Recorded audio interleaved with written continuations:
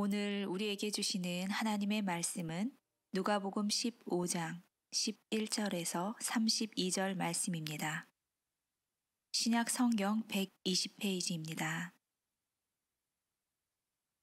또 이르되 어떤 사람에게 두 아들이 있는데 그 둘째가 아버지에게 말하되 아버지여 재산 중에서 내게 돌아올 분깃을 내게 주소서 하는지라 아버지가 그 살림을 각각 나눠 주었더니 그 후 며칠이 안 되어 둘째 아들이 재물을 다 모아가지고 먼 나라에 가 거기서 허랑방탕하여 그 재산을 낭비하더니 다 없앤 후 그 나라에 크게 흉년이 들어 그가 비로소 궁핍한지라 가서 그 나라 백성 중 한 사람에게 붙여 사니 그가 그를 들로 보내어 돼지를 치게 하였는데 그가 돼지 먹는 쥐업 열매로 배를 채우고자 하되 주는 자가 없는지라. 이에 스스로 돌이켜 이르되 내 아버지에게는 양식이 풍족한 품꾼이 얼마나 많은가. 나는 여기서 줄여 죽는구나. 내가 일어나 아버지께 가서 이르기를 아버지 내가 하늘과 아버지께 죄를 지었사오니 지금부터는 아버지의 아들이라 일컬음을 감당하지 못하겠나이다. 나를 품꾼의 하나로 보소서 하리라 하고 이에 일어나서 아버지께로 돌아가니라. 아직도 거리가 먼데 아버지가 그를 보고 측은히 여겨 달려가 목을 안고 입을 맞추니 아들이 이르되 아버지 내가 하늘과 아버지께 죄를 지었사오니 지금부터는 아버지의 아들이라 일컬음을 감당하지 못하겠나이다 하나 아버지는 종들에게 이르되 제일 좋은 옷을 내어다가 입히고 손에 가락지를 끼우고 발에 신을 신기라. 그리고 살진 송아지를 끌어다가 잡으라. 우리가 먹고 즐기자. 이 내 아들은 죽었다가 다시 살아났으며 내가 잃었다가 다시 얻었노라 하니 그들이 즐거워하더라. 맏아들은 밭에 있다가 돌아와 집에 가까이 왔을 때 풍악과 춤추는 소리를 듣고 한 종을 불러 이 무슨 일인가 물은데 대답하되 당신의 동생이 돌아왔음에 당신의 아버지가 건강한 그를 다시 맞아들이게 됨으로 인하여 살진 송아지를 잡았나이다 하니 그가 노하여 들어가고자 하지 아니하거늘 아버지가 나와서 권한대 아버지께 대답하여 이르되 내가 여러 해 아버지를 섬겨 명을 어김이 없거늘 내게는 염소 새끼라도 주어 나와 내 벗으로 즐기게 하신 일이 없더니 아버지의 살림을 창녀들과 함께 삼켜버린 이 아들이 돌아오매 이를 위하여 살진 송아지를 잡으셨나이다. 아버지가 이르되 예, 너는 항상 나와 함께 있으니 내 것이 다 내 것이로되 이 내 동생은 죽었다 살아났으며 내가 잃었다가 얻었기로 우리가 즐거워하고 기뻐하는 것이 마땅하다 하니라. 아멘. 예, 오늘 누가복음 15장 말씀 잘 아시는 말씀인데요. 이 말씀 우리 살펴보실 때 성경책을 한번 누가복음 15장을 펼치신 다음에 같이 한번 좀 살펴봤으면 좋겠습니다. 오늘 우리가 읽은 이 이야기, 예수님의 비유 중에서도 정말 유명한 이야기입니다. 돌아온 탕자 이야기입니다. 오늘 이 탕자 이야기를 좀 전반적으로 살펴보면서 하나님 아버지의 사랑이 무엇인지, 그리고 그 사랑으로 돌아가기 위해서 우리가 어떻게 해야 되는지, 두 탕자를 품으시는 하나님 아버지의 사랑이란 제목으로 말씀 전하겠습니다. 한 마을에 큰 부자가 살았는데요, 두 아들이 있었습니다. 그러다 어느 날 이 둘째 아들이 누가복음 15장 12절에서 이렇게 말했습니다. 그 둘째가 아버지에게 말하되 아버지여 재산 중에서 내게 돌아올 분깃을 내게 주소서 하는지라. 이 지금 둘째가 지금 유산을 달라는 거거든요. 유산은 부모님이 돌아가셔야 받는 거 아니겠습니까? 우리 상식으로도 이해가 안 되는 이 요청인데 이 시대에도 충격적인 요청이었습니다. 이 케네스 베일리라는 학자가 중동의 눈으로 본 예수님의 비유라는 책에서 이렇게 얘기합니다. 제가 한번 읽어드리겠습니다. 내가 알기로는 고대로부터 현대에 이르기까지 중동의 모든 문헌에는 살아계신 아버지에게 유산을 나누어 달라고 요구하는 아들의 이야기를 들은 적이 없다. 한 곳도 없다. 여러분, 둘째는 망나니입니다. 근데 이 아들이 아버지에게 단순히 재산을 요구하는 게 아니에요. 두 가지인데 소유권과 처분권. 소유권까지는 좀 봐줄 수 있어도 처분권은 안 돼요. 왜냐하면 이 재산을 처분할 수 있는 권한을 달라. 이건 우리 아버지가 죽었으면 좋겠다. 아버지 어차피 돌아가실 테니까 미리 주십시오. 이 말입니다. 얘는 페르나입니다. 돌로 쳐 죽여도 되는 시대입니다. 근데 여러분, 이 아버지가 어떻게 하고 있습니까? 12절에 보시면 그 살림을 나누어 주었다라고 하죠. 살림. 재산 달라 했는데 살림입니다. 피와 땀을 흘려 이룬 땅, 즉 소유권과 처분권을 다 준 거죠. 이게 뭡니까 여러분? 아버지의 큰 사랑입니다. 아버지가요 무지해서 그런 게 아니세요. 아마도 아버지는 둘째 아들을 어렸을 때부터 지켜봐왔겠죠. 그렇기 때문에 얘가 어떤 성향인지 알았을 거예요. 비참한 자리에 빠져봐야 돌아온다는 아들이라는 것을 아마도 알았을 겁니다. 그걸 다 알고도 아들한테 소유권과 처분권을 준 겁니다. 재산뿐 아니라 아버지의 큰 사랑을 받은 거죠. 여러분, 결국 둘째 아들은 어떻게 되었습니까? 오늘 13절 말씀인데요, 제가 읽겠습니다. 그 후 며칠이 안 되어 둘째 아들이 재물을 다 모아가지고 먼 나라에 가 거기서 허랑방탕하여 그 재산을 낭비하더니. 여러분, 허랑방탕하여 낭비했습니다. 근데 여러분, 지금 이 둘째 아들의 제일 문제는 무엇일까요? 허랑방탕이 아닙니다. 먼 나라로 간 겁니다. 먼 나라. 어디로부터요? 아버지로부터 멀리 떨어져 있는 나라로 간 겁니다. 하나님의 형상이신 여러분, 사람은 하나님의 형상을 따라 지어졌습니다. 하나님을 대리하는 존재로 지음받은 줄 믿습니다. 그런데 이 탕자의 가장 큰 문제는 아버지로부터 멀리 떠났다는 거예요. 우리는 때로 너무 윤리적입니다. 그래서 유산을 달라 허랑방탕하게 살았다, 이것에 초점을 맞추지만 물론 문제입니다. 도덕적인 문제가 있습니다. 그런데 허랑방탕과 낭비는요, 아버지를 멀리 떠난 죄의 결과일 뿐이죠. 아버지 없이 사는 것, 아버지를 멀리 떠나려 하는 이것이 죄의 핵심입니다. 결국 아버지를 멀리 떠난 결과가 오늘 두 가지로 일어나는데요. 첫 번째는 궁핍입니다. 궁핍. 복의 근원인 아버지를 떠나니까 자동적으로 궁핍이 찾아오는 것이죠. 복이 무엇입니까? 복은 우리의 소유가 아니라 아버지 하나님과의 관계, 공급자 하나님과의 깊은 관계가 복인 줄 믿습니다. 근데 그걸 모르고 소유만 가지고 멀리 떠나니까 궁핍이 올 수밖에요. 아버지를 떠난 두 번째 결과는 종이 됩니다. 돼지를 치는 종이 되는데요, 돼지가 먹는 쥐엄 열매로 배를 채우고자 하되 주는 자가 없는지라. 여러분, 외국인이 거지가 되면 할 게 없죠. 아마도 가장 밑바닥에 육체 노동을 할 수밖에 없었을 겁니다. 왜냐하면 이 중동 사람들도 돼지를 불결하다 생각했거든요. 근데 악덕 사장이었던 것 같습니다. 돼지를 치우는데 밥은 안 주고, 이렇게 궁핍이 오고 종이 되니까 둘째 아들의 눈이 그때 열리는데요. 17절 말씀입니다. 우리 같이 한번 읽어보실까요? 17절 시작. 이에 스스로 돌이켜 이르되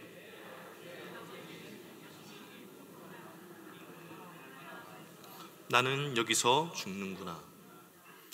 내가 일어나 아버지께 가서 이르기를 아버지, 내가 하늘과 아버지께 죄를 지었사오니. 아버지께 돌아가야겠다. 여러분, 아버지의 집에는 종이라도 풍족한 종들이 많아요. 그죠? 종들도 아버지 은혜를 사네. 나는 아들인데 아버지께 돌아가면 먹고는 살겠지. 그러고는 아버지께로 돌아가는데요, 그러고는 뭐라고 합니까? 아버지, 당신의 품꾼으로 써주십시오. 제가 차마 아버지 아들로는 못 들어가겠고요, 일하면서 진 빚을 갚고 살아가겠습니다. 근데 여러분, 이때 심각한 문제가 있었습니다. 어떤 문제냐? 단순히 아버지가 받아주면 끝이 아니에요. 마을 공동체가 탕자를 받아주냐 안 받아주냐의 문제도 있었거든요. 당시 중동 사회에는 캐차차 의식이라는 게 있었는데요, 이거는 자식이 부모의 유산을 가지고 나갔다가 탕진하고 돌아오면 마을 사람들이 받아주지 않고 조롱하고 쫓아내는 의식입니다. 그러니까 아버지가 만약 받아준다고 해도 마을 입구에서 문전박대 당할 수 있는 거죠. 이 둘째가 어렵게 마을까지 갔습니다. 두려운 마음으로. 그런데 놀라운 일이 일어났습니다. 20절 말씀 제가 읽겠습니다. 이에 일어나서 아버지께로 돌아가니라. 아직도 거리가 먼데 아버지가 그를 보고 측은히 여겨 달려가 목을 안고 입을 맞추니. 이 당시의 집에는 옥상에 테라스가 있었거든요. 아버지는 날마다 옥상에 올라가서 아들을 기다리고 있었던 것 같습니다. 그러다 아들이 돌아오는 모습을 정말 멀리서 보고 달리기 선수처럼 달려나갔다고 기록되어 있습니다. 왜 달려나갈까요? 거기다가 입을 맞춥니다. 한번 쪽 뽀뽀 아닙니다. 쪽쪽쪽쪽쪽쪽쪽쪽. 정상적인 아버지 행동이 아니에요. 당시 가부장 사회에서 저희 아버지가 저게 뭐야, 손가락질 당할 만한 행동이었다고 합니다. 채통 못 지킨다고, 품이 없다고. 근데 여러분, 아버지가 왜 그럴까요? 캐차차 의식. 아들이 마을 입구에서 부끄러운 일을 당할까봐 아버지가 달려가서 입을 맞추고 아들 대신에 손가락질 당하고 부끄러움을 대신 당해줍니다. 마치 죄인 구원하시기 위해서 이 땅에 오신, 고난과 부끄러움을 당하신 십자가에 죽으신 그 하나님처럼 안아주시는 거죠. 그러고는 반지를 끼워줍니다. 이 반지는요, 도장 반지입니다. 가문의 도장이에요. 사인하는 게 아니고요. 그때는 이 가문의 반지를 여기 끼고 있다가 중요한 뭐 이렇게 계약을 할 때 이걸로 바로 찍어버린다고 합니다. 도장 반지 끼고 있다가 바로 찍습니다. 이걸 줬다는 것은 탕자를 완전히 아들의 지위로 회복시켜 주셨다는 거 아니겠습니까? 그러면서 24절 함께 한번 읽어보실까요? 24절입니다. 함께 읽겠습니다. 시작.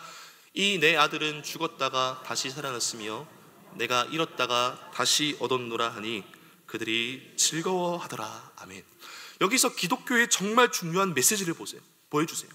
아들이 멀리 갔다가 돌아온 것은 죽었다가 다시 살아난 부활과 같다. 할렐루야. 죽은 영혼이 회개하고 아버지께로 돌아올 때, 아버지를 멀리 떠난 탕자가 돌아올 때 주님이 다시 반드시 살려주시는 줄 믿으시기 바랍니다. 주님 안에 사랑하는 여러분, 이것이 하나님의 아버지 앞에 여러분과 저의 모습이었음을 믿으시기 바랍니다. 여러분과 제가 어디를 뜯어봐도 자격 없고 떳떳할 거 없고 허물 가득한 모습이라 할지라도 우리 예수님이 대신 부끄러움 당하셔서 우리 허물을 덮으신 줄 믿습니다. 누구도 이 거대한 용서로부터 제외될 수 있는 사람은 없음을 믿으시기 바랍니다. 우리가 죄 가운데 여전히 있어도 하나님께로 돌아가면, 아버지께로 돌아가면 받아주시는 아버지인 줄 믿고 돌아가야 합니다. 절대 먼 곳으로 가면 안 됩니다. 아버지 하나님을 붙잡는 저와 여러분 되시길 주님 이름으로 축원드립니다. 아멘. 아버지는 멀리 나간 탕자를 받아주셨습니다. 이렇게 파티가 열리고 있는데요, 이때 첫째 아들 형이 등장합니다. 밤늦게까지 일하고 아마 퇴근해서 집에 가는데 송아지 고기 냄새가 나요. 음악 소리가 쿵쿵쿵쿵 들립니다. 날 위한 잔치인가? 파티인가? 이제 내 고생 좀 알아주시나? 그때 눈치 없는 종이 와서 말합니다. 도련님, 둘째 동생이 돌아왔어요. 파티 이유를 알게 됐습니다. 이야, 아버지 얼마나 기쁘실까? 동생 녀석 그동안 바깥에서 얼마나 고생했을까? 아버지 이제 발 뻗고 주무시겠다. 나도 너무 행복하다. 여러분 이랬을까요? 분노했습니다. 파티에 참여하는 것도 거부해요. 29절 30절 말씀 제가 읽겠습니다. 아버지께 대답하여 이르되 내가 여러 해 아버지를 섬겨 명을 어김이 없거늘 내게는 염소 새끼라도 주어 나와 내 벗으로 즐기게 하신 일이 없더니 아버지의 살림을 창녀들과 함께 삼켜버린 이 아들이 돌아오매 이를 위하여 살찐 송아지를 잡으셨나이다. 나는 여러 해 동안 당신에게 복종했는데 나한테는 염소 새끼 한 마리 안 주시더니 당신의 자식에게는 송아지를 잡아서 줘요? 저 잔치에 참여 안 할랍니다. 자, 그럼 여러분, 여기 계신 여러분께서는 이 첫째 아들의 반응이 공감되십니까? 충분히 공감됩니다. 하나님 너무하시잖아요. 이번에 하나님 너무하셨어요. 그래도 착실했고 집을 떠나지 않았고 유산 먼저 달라 하지 않았잖아요. 첫째 아들이 둘째를 좋지 않게 생각하는 거 저는 너무 공감이 됩니다. 둘째 아들 그냥 그렇게 받아주시면 어떻게 해요? 에이, 나도 돌아온 탕자나 할걸. 내가 하고 싶은 대로 살고 마지막에 회개할걸. 첫째 아들은 돌아온 탕자를 미워했습니다. 아니, 어쩌면 부러워했는지도 모르겠습니다. 제가 전도사로서 첫 번째 사역지에서 청소년 사역을 했었는데요, 11명 모태신앙으로 시작했는데 근데 1년 6개월 지나니까 돌아온 탕자들이 30명이 더해졌습니다. 근데 여러분, 두 그룹이 싸우더라고요. 모태신앙들이 저한테 와서는 전도사님, 돌아온 탕자들이 잘못한 거죠. 또 돌아온 탕자들은 얘네들은 이제 밖에서 왔기 때문에 직분도 몰라요. 집에 있는 탕자들이 이상해요. 그런데 이 돌아온 탕자들이 예수님을 만나니까 급진적으로 변하기 시작하는 겁니다. 술을 끊고 담배를 끊고 간증이 생기고 돌탕들이 변하기 시작하니까 모태신앙들이 부러워하고 미워하게 됐어요. 저도 모태신앙으로 자랐습니다. 신앙생활로 인한 큰 고난을 3번 정도 겪은 것 같은데요, 그래도 믿음을 가진 부모님 때문에 우산이 되어주셨기 때문에 잘 견뎌냈습니다. 교회에서도 나름 평이 나쁘지 않았습니다. 근데 저는 때로는 돌아온 탕자 같은 친구들, 전도받아서 예수 믿게 된 친구들이 부러웠어요. 왜냐하면 얘들은 간증이 있잖아요. 그 드라마틱한 그 간증이 얼마나 은혜롭습니까? 목사님께 칭찬도 받고. 반면 모태신앙인 나는 왜 이렇게 평범하고 성실하게 교회에서 신앙생활을 하고 있을까? 이런 생각이 들 때가 있었습니다. 나도 좀 죄 지어볼까? 다시 돌아오면 되잖아. 이렇게 첫째 아들이 생각할 수도 있지 않겠습니까? 근데 여러분, 돌아온 탕자의 죄가 결코 미화돼서는 안 됩니다. 부러워해서도 안 되겠죠. 왜냐하면 이 둘째 아들은 자신의 죄값을 치렀거든요. 밑바닥까지 내려갔거든요. 그래서 둘째의 회개는 진심입니다. 진심. 그런데 첫째는 도무지 그게 이해가 안 돼요. 진짜 이해가 안 됩니다. 왜냐하면 은혜가 없거든요. 왜 그럴까요? 아까 둘째의 가장 문제가 뭐라고 했는지 기억나시죠? 아버지 하나님과의 멀리 떠난 관계. 첫째도 관계에 문제가 있었습니다. 29절 말씀인데요, 우리 같이 한번 읽어봤으면 좋겠습니다. 29절 시작. 아버지께 대답하여 이르되 내게는 염소 새끼라도 주어. 여기서 아버지를 섬겨가 영어로 워커입니다. 일꾼이다. 내가 아버지께 일꾼이 되어 열심히 일하지 않았습니까? 어떤 영어 성경에서는 나는 노예다. 그런데 주님 안에 여러분, 이 첫째가 잘못 생각한 게 뭘까요? 아들이 아니라 노예로 살았다는 것입니다. 자, 다시 29절에서 아버지를 섬겨 명을 어김이 없다. 노예가 주인한테 복종하듯이 명령을 지켰습니다. 여러분, 노예는요 불안하죠. 주인 눈치 봅니다. 조금이라도 이쁜 짓 해서 안 쫓겨나야 돼요. 어쩌면 이 첫째는 자기가 잘한 짓 하나하나 기록했는지도 모릅니다. 오늘 아버지의 수저를 놓아드렸다. 오늘은 아버지가 시키는 일을 했다. 오늘은 아버지의 침상을 정리했다. 이렇게 일하니 나에게 더 좋은 것 주시겠지. 여러분, 이게 맞습니까? 이게 맞습니까? 이게 집 밖이었으면 맞는지도 몰라요. 일한 만큼 받고 받은 만큼 일하고, 그런데 가족이거든요. 형은 노예가 아니라 아들이었거든요. 끝없이 부어지는 사랑이 있는 곳이었거든요. 근데 자기를 노예로 생각했던 겁니다. 집 안에 있었지만 하나님과의 관계는 저 멀리 있었던. 그래서 첫째는 집 안의 탕자였습니다. 그래서 아버지가 위로하면서 말씀하시는 게 뭐예요? 31절입니다. 아버지가 이르되 my son, 내 아들아, 넌 아들이다. 너는 항상 나와 함께 있으니 내 것이 다 너의 것이로되 이 내 동생은 죽었다가 살아났으며 내가 잃었다가 얻었기로 우리가 즐거워하고 기뻐하는 것이 마땅하다 하니라. 내게 다 네 거잖아. 네가 원한다면 송아지 한 마리는 무슨 100마리도 친구들과 잔치할 수 있는 거잖아. 내가 막았겠니? 네가 누리지 못한 것 네 마음이 노예였기 때문이야. 사랑하는 여러분, 오늘 이 시간에 우리와 아버지 하나님과의 관계는 어떻습니까? 멀리 있습니까? 노예입니까? 일꾼입니까? 아니면 아버지의 자녀로서 살아가고 계십니까? 제가 이전에 이 경주 월드라고 놀이공원에 간 적이 있었습니다. 자유이용권을 프로모션으로 끊고 갔는데요, 제가 진짜 돈이 없었는데 한번 가보고 싶어가지고 친구랑 어렵게 티켓을 끊어서 들어갔습니다. 아침에 밥을 진짜 많이 먹고 들어갔습니다. 오전 9시부터 막 놀이공원에서 노는데 점심 되니까 배가 고프더라고요. 근데 돈이 없었어요. 티켓도 겨우 끊었는데요, 그렇게 배고픔을 참고 오후 5시까지 놀았더랬습니다. 배고픔이 극에 달했어요. 손님들 다 빠져나가니까 이 음식들이 폐기될 것 같더라고요. 그래서 제가 친구는 용기 내서, 둘이 있으니까 용기가 나졌습니까? 가서 폐기되는 음식 그 앞에 가가지고 점원분한테 이렇게 얘기했어요. 저 이거 좀 주시면 안 돼요? 그러니까 그 점원이 정말 놀라면서 이렇게 얘기했습니다. 아니, 오늘 프로모션 티켓에는 놀이공원과 음식이 포함된 거라고. 왜 몰랐냐고. 여러분, 모든 것을 누릴 수 있었는데 노예라고 생각하니까 쫄쫄 굶었던 거예요. 사랑하는 여러분, 아버지의 자녀로 생각하지 못하고 노예로 사니까 동생을 품을 수도 없고 자기도 누리지 못하는 것입니다. 여러분, 혹시 저와 여러분 가운데 은혜가 메말라서 교회 안에 있지만 워커로, 노예로 있어서 늘 다른 일을 부러워하는 분 계십니까?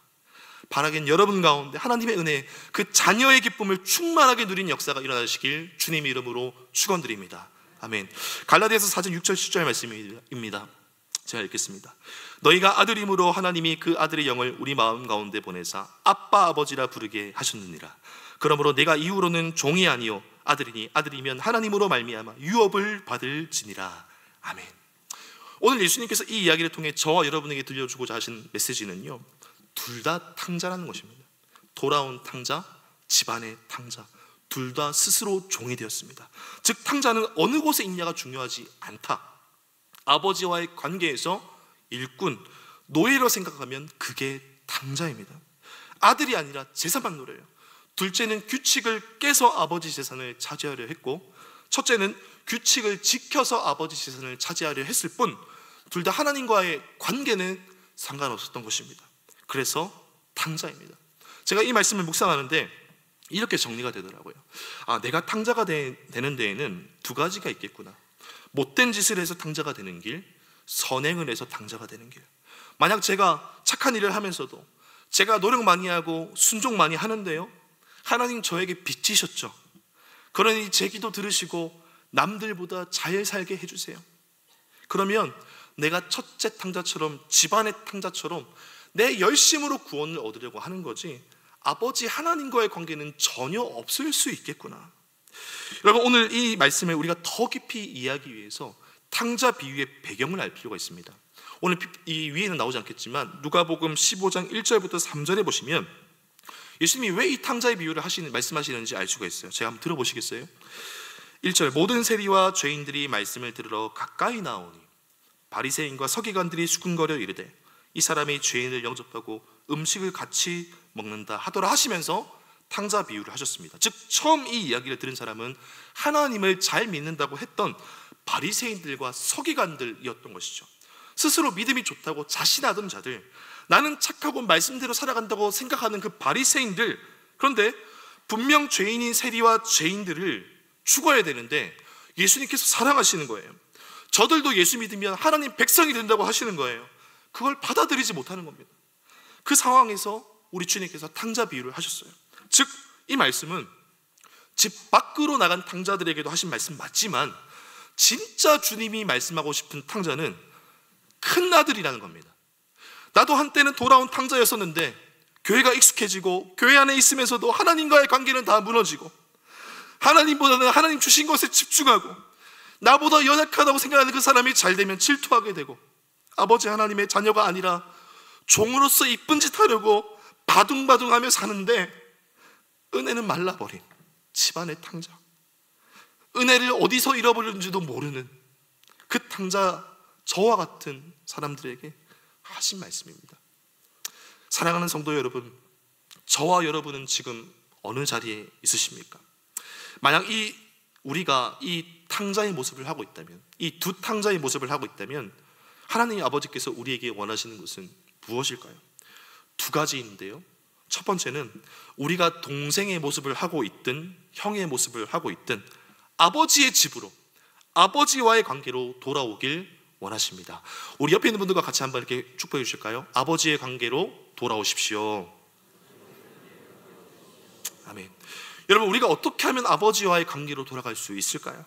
하나님이 어떤 분이신지 알고 일단 믿으면 됩니다. 이 팀 켈러 목사님은, 미국의 팀 켈러 목사님은 이 비유를 가지고 책을 쓰였는데요, 한국어로 탕부 하나님, 영어로는 prodigal, 발음이 해프다는 뜻입니다. 돈이나 시간, 물자를 낭비하다, 방탕한 하나님, 하나님 방탕하시다. 뭔가 신성모독 같지 않습니까? 왜 이렇게 했을까요? 책 제목을요, 짐작하시죠? 탕자는 돈과 시간을 낭비하지만 아버지 하나님은 마치 낭비하시는 것처럼 사랑을 끝없이 흘려버리는 분이시다. 아멘이시죠? 한번 생각해 보십시오. 오늘 우리가 읽은 누가복음 15장은요 비유가 세 가지 나옵니다. 첫 번째 비유는 잃어버린 양의 비유입니다. 양 100마리가 있는 자가 잃어버린 한 마리 때문에 99마리를 두고 찾아 헤매는 말씀, 말이 안 됩니다. 세상 논리로 말이 안 됩니다. 타산이 안 맞습니다. 두 번째, 드라크마 비유. 1드라크마, 요즘으로 치면 10만 원 찾은 건데 이 10만 원 찾았다고 동네 주민 다 불러서 축제를 엽니다. 10만 원 찾아서 한 100만 원 쓴 겁니다. 말이 안 되죠. 오늘 이 탕자 비유도 마찬가지입니다. 재산 다 잃어버린 아들을 위해서 축제를 열어주시다니 말이 안 됩니다. 그런데 하나님께서 오늘 우리에게 주시는 메시지는 무엇입니까? 말도 안 되지만, 이해 안 되지만 그 사랑을 낭비한다고 부어주시는 분이 우리 하나님이신 줄 믿습니다. 둘째를 공격하려는 그 사람들을 막으려고 모든 걸 버리고 달려가신 것처럼 첫째가 아버지를 오해해서 비난하고 아버지가 아니라 재물만 탐하던 그에게도 그가 잔치에 참석하지 않으니까 28절 말씀, 나와서 설득하세요. 얘야, my son, 너는 내 아들이야. 너는 종이 아니라 나의 자녀란다. 끊임없이 사랑을 부으며 설득하시는 하나님, 그 하나님의 부으시는 사랑으로 여기 이 자리에 우리가 나온 줄 믿습니다. 끝없이 사랑을 부으시는 그 하나님의 초청에 나아가는 저와 여러분 되시길 주님 이름으로 축원드립니다. 아멘. 제가 이 하나님의 낭비하는 사랑을 조금이나마 알려주는 그 실화를 하나 좀 들려드리고 싶습니다. 제가 주승준 목사님께 들었는데요, 이 철한 씨의 연탄길이라는 그 책에 실려있는 아빠의 눈물이라는 이야기입니다. 명지가 15살 때였다. 명지의 가족은 여름 휴가를 보내기 위해 경포대로 갔다. 바다의 풍경은 너무 아름다웠다. 그곳에서 아름다운 나흘을 보내고 마음은 그대로 남겨둔 채 명지는 경포대를 떠나왔다. 그런데 집으로 돌아오는 길에 폭우가 너무 쏟아지는 고속도로를 달리다가 큰 사고를 당하고 말았다. 그 사고로 명지는 다리를 심하게 다쳤다. 그날 이후로 명지는 2개의 보조다리가 없이는 몇 걸음도 걸어 다닐 수 없게 되었다. 15살이었습니다. 근데 불행은 명지 하나에게만 그치지 않았다. 명지보다 덜했지만 명지의 아빠도 보조다리 없인 걸을 수가 없게 되었다. 명지는 사춘기를 보내며 죽고 싶을 정도의 열등감에 빠져 살았다. 명지가 밥도 먹지 않고 책상에 엎드려 울고 있을 때 위안이 되어준 사람은 오직 그녀의 아빠였다. 왜냐하면 명지가 느끼는 다리가 불편한 아픔을 같이 느끼고 있었기 때문이다. 그래서 명지는 아빠에게 많은 위로를 받았다. 길을 다닐 때 명지는 사람들의 동정 어린 눈빛이 싫어서 늘 땅만 쳐다보고 살았다. 어느 겨울엔가 얼어붙은 땅 위를 걷다가 미끄러져서 얼굴이 까진 채 아빠에게 갔다. 명지는 아빠 품에 안겨서 한없이 울었다. 아빠, 다른 사람들이 나를 불쌍한 눈으로 바라보는 게 너무 싫어. 명지야, 아빠도 처음엔 그렇게 생각했어. 하지만 그들의 눈빛은 단순한 연민이 아니라 인간만이 가질 수 있는 사랑 같은 거야. 그걸 알고 나서 아빠는 그들의 눈빛이 고맙기만 한 걸 명지 아빠는 얼굴에 피를 닦아내면서 약을 발라주었다. 아빠는 우리 명지 마음 이해할 수 있어. 근데 아빠 말 좀 잘 들어봐. 물론 아빠나 명지가 그들보다 더 불행할지도 몰라. 그렇지만 우리의 불행을 통해 다른 사람이 위안받을지도 모르잖아요. 그렇다면 우리야말로 다른 사람을 위로하는 거고, 명지야, 조금만 견뎌. 아빠가 네 곁에 있잖아. 그 후로도 명지 아빠는 명지의 마음속 깊은 곳으로 들어가 그녀를 지켜주었다. 아빠의 사랑으로 사춘기를 무사히 넘기고 대학생이 된 명지. 입학식을 끝내고 나올 때 그들의 눈앞에 아주 긴박한 상황이 펼쳐졌다. 차가 다니는 도로 쪽으로 한 어린 꼬마가 뛰어들고 있었다. 앞서가던 명지 아빠는 그 아이를 향해 전속력으로 달려갔다. 명지의 눈앞에는 믿을 수 없는 일이 일어나고 있었다. 명지 아빠는 보조다리 없이 아이를 향해 달리고 있었던 것이다. 명지는 자신의 눈을 의심하며 아빠가 그 아이를 안고 인도로 나오는 모습을 지켜보았다. 아빠! 명지는 너무 놀라 소리쳤다. 엄마도 봤지? 아빠 걷는 거. 하지만 명지 엄마의 얼굴은 의외로 담담해 보였다. 명지야, 놀라지 말고 엄마 말 잘 들어. 언젠가는 너도 알게 되리라 생각했는데 아빠는 보조다리가 필요 없는 정상인이야. 그때 아빠는 팔만 다치셨어. 그런데 4년 동안 보조다리를 짚고 다니실 거야. 너 혼자 아프게 해서는 안 된다고. 성한 몸으로 누구도 너를 위로할 수 없다고. 왜 그랬어? 왜 아빠까지? 명지는 자신도 모르게 눈물이 터져나왔다. 울지 마. 그렇게라도 하지 않았으면 아빠가 견디지 못했을 거야. 불편한 몸으로 살아오면서 너를 위로할 수 있는 자신의 모습을 아빠가 얼마나 자랑스러워 하셨는데 오늘은 저 어린 것이 너처럼 될까 봐. 명지의 눈엔 눈물이 방울방울 흘려내렸다. 주님 안에 사랑하는 성도 여러분, 명지의 아버지는 멀쩡했지만 딸의 아픔을 함께하기 위해서 보조다리를 하고 4년, 5년이란 세월을 보냈습니다. 진짜 사랑이죠. 그런데 여러분, 우리 하나님 아버지는 보조다리를 한 정도가 아니라 연약한 인간이 되셔서 이 땅에 오셨습니다. 무한하신 하나님이 유한한 인간이 되어서 십자가 위에서 아낌없이 사랑의 낭비를 하셨습니다. 그 사랑으로 저와 여러분이 하나님의 자녀가 되었고 이 자리에 있게 된 줄 믿으시기 바랍니다. 오늘 이 시간 하나님의 그 사랑을 다시 한번 감사함으로 자녀로서 받고 하나님과의 관계가 회복되시길 주님 이름으로 축원드립니다. 첫 번째로 하나님께서 요청하는 것이 그 사랑에 반응하고 그 하나님을 알고 관계로 돌아오는 것이라면 두 번째로 원하는 것은 무엇일까요? 여러분, 오늘 이 탕자 비유에는 결말이 없습니다. 결말이 없는 이유는 듣는 자들이 그 결말을 내기 원하신다는 건데요. 누가복음 15장에 아까 몇 가지 비유가 있댔습니까? 3가지 비유. 잃어버린 양 비유, 잃어버린 드라크마 비유, 탕자 비유의 차이점이 있습니다. 앞에 두 가지와 뒤에 탕자 비유의 차이점이 있습니다. 그것은 바로 앞에 두 비유는 잃어버린 것을 찾으러 간 사람이 있었지만 탕자 비유에는 잃어버린 둘째 아들을 찾으러 간 사람이 아무도 없었다는 것입니다. 여러분, 누가 찾으러 가야 됐을까요? 누가 찾으러 가야 됐을까요? 하나님의 사랑을 받아 누리고 있던 첫째가 찾아 나가서야 했습니다. 그런데 아무도 찾아 나가지 않았어요. 듣고 있는 사람들에게 숙제를 주시는 거죠. 믿는 자가, 사랑을 받은 자가 잃어버린 사람들을 찾으러 가라. 여러분, 잃어버린 자를 찾을 때, 하나님의 복을 나눌 때 나도 살아나게 되는 역사가 일어날 줄 믿습니다. 오늘 말씀의 결론을 맺고자 합니다.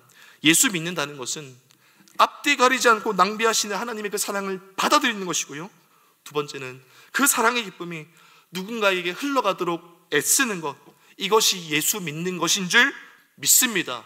바라기는 오늘 이 자리에 저와 여러분이 어떤 모습을 하고 있다 할지라도, 어느 자리에 있다 할지라도 그 자리에서 하나님과의 관계가 온전히 회복되는 역사가 일어나시길 주님 이름으로 축원드립니다. 그래서 종이 아니라 일꾼으로, 자녀로서 은혜를 충만하게 회복하시길 주님 이름으로 축원드립니다. 아멘.